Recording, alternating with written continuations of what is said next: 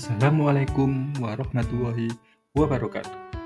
Saya Muhammad Yusuf, calon guru penggerak angkatan 9 dari SDN Kurung 2, Kabupaten Pasuruan. Pada video kali ini, kami akan memaparkan video tentang koneksi antar materi pada modul 2.2. Ada dua pertanyaan pemantik pada video kali ini.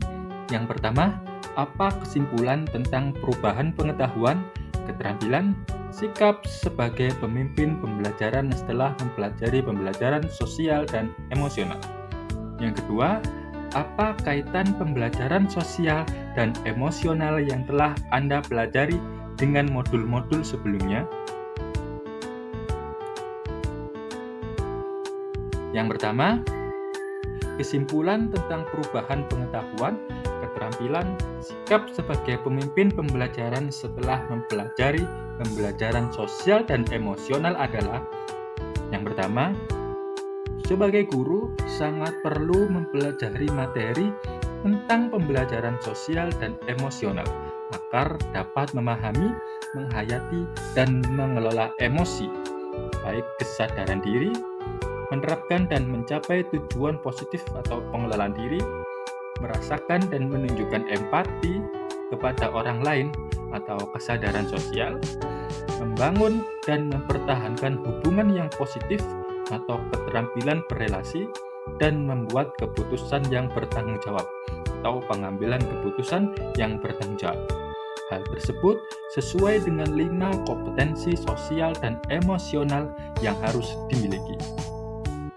Yang kedua, guru sebagai pemimpin pembelajaran harus menerapkan kelima kompetensi sosial dan emosional tersebut agar dapat mewujudkan pembelajaran yang nyaman, menyenangkan bagi murid, dan menciptakan karakter murid yang berbudi pekerti luhur sehingga akan terjadi perubahan positif pada diri murid, baik secara pengetahuan, keterampilan, dan sikap.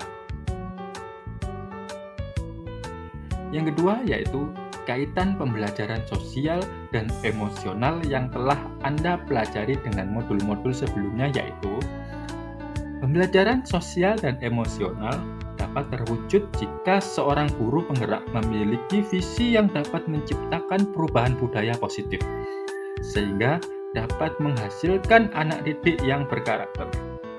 Pembelajaran sosial dan emosional sangat erat kaitannya dengan pembelajaran berdiferensiasi, karena satu sama lain menekankan pada kebutuhan belajar anak yang harus dipenuhi agar menghasilkan murid yang bertanggung jawab.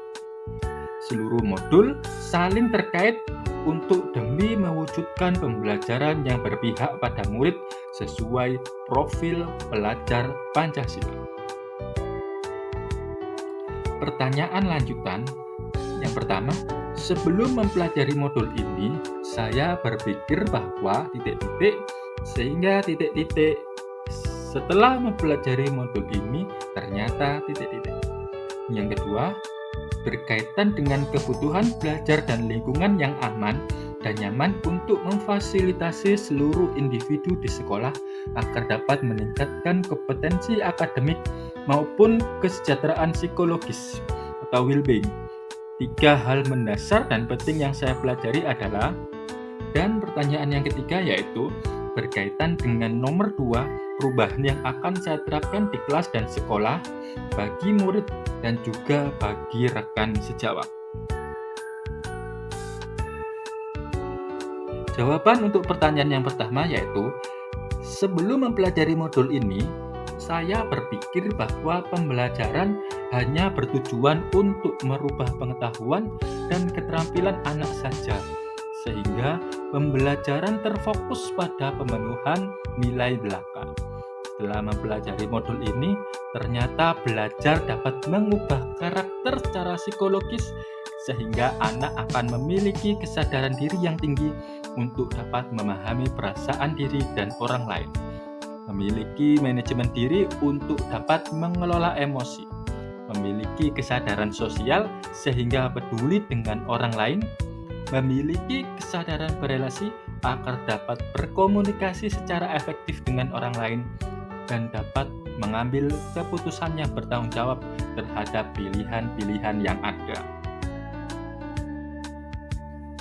Jawaban untuk pertanyaan yang kedua, 3 hal mendasar dan penting yang saya pelajari adalah: pertama, menerapkan 5 kompetensi sosial dan emosional, yaitu kesadaran diri, manajemen diri, kesadaran sosial, keterampilan berelasi, dan pengambilan keputusan yang bertanggung jawab. Yang kedua, menerapkan praktik kesadaran penuh atau mindfulness dengan menggunakan teknik stop, take a breath, observe, dan proses, atau teknik lain yang sesuai.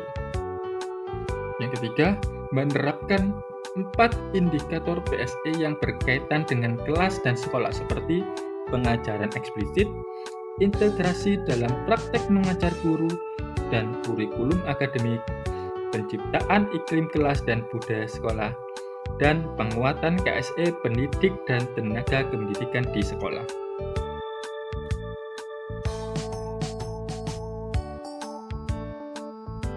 Yang ketiga yaitu perubahan yang akan saya terapkan di kelas dan sekolah.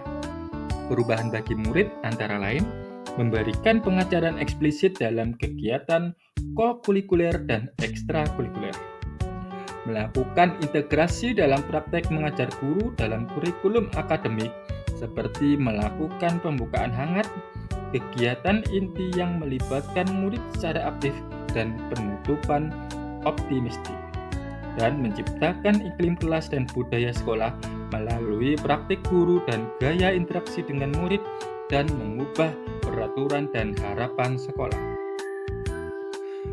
Kemudian perubahan bagi rekan sejawat adalah melalui penguatan KSE, pendidik dan tenaga kependidikan di sekolah dengan memodelkan atau menjadi teladan bagi guru atau tenaga kependidikan di sekolah, belajar dengan berbagi praktik baik, dan berkolaborasi dengan cara membuat komunitas belajar di sekolah dan mengintegrasikan KSE dalam pelaksanaan rapat guru.